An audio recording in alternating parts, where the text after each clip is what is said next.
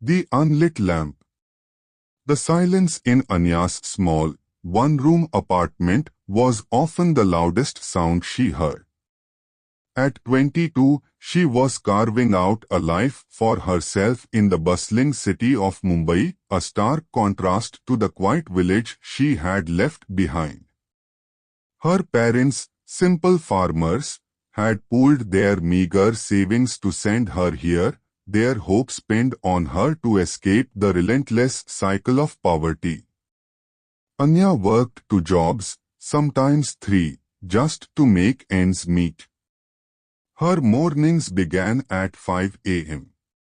She was a cleaning lady at a corporate office, meticulously dusting cubicles and polishing glass surfaces until 9 a.m.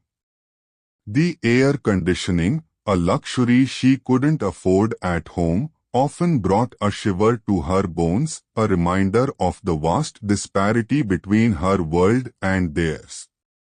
After a quick, often skipped breakfast of leftover roti, she would rush to her second job, a sales assistant at a small boutique.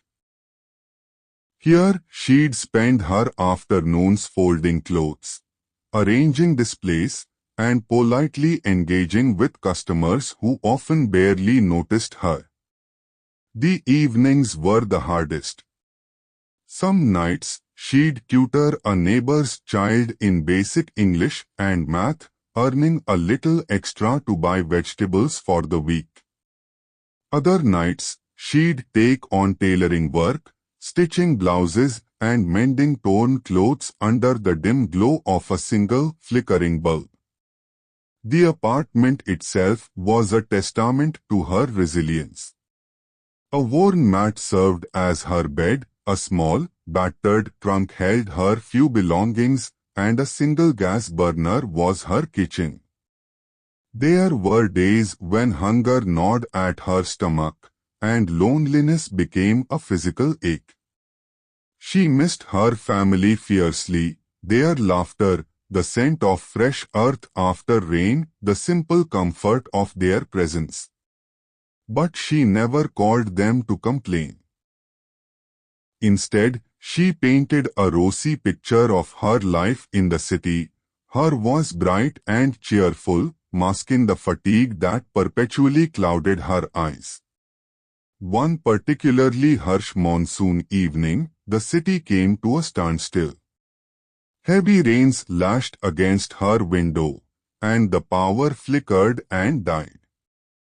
Anya sat in the oppressive darkness, the rhythmic drumming of the rain the only sound.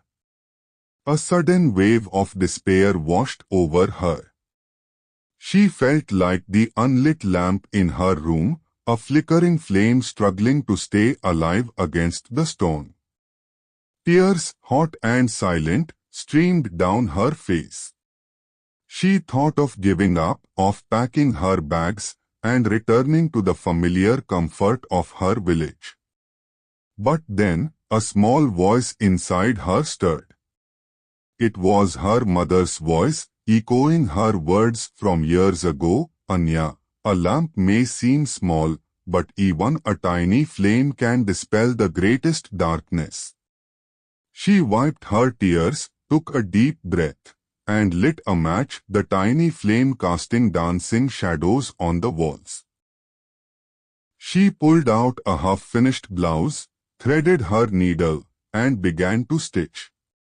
The rhythmic motion of her hands, the familiar feel of the fabric brought a sense of calm. The next morning, the sun broke through the clouds, and the city slowly came back to life. Anya, though tired, felt a renewed sense of purpose. The lamp in her room was still unlit during the day, but the flame within her, fueled by resilience and hope, burned brighter than ever. She knew her struggle was far from over, but she also knew that like the monsoon, this too would pass, and she would emerge stronger, her own lamp shining brightly in the vast, demanding city.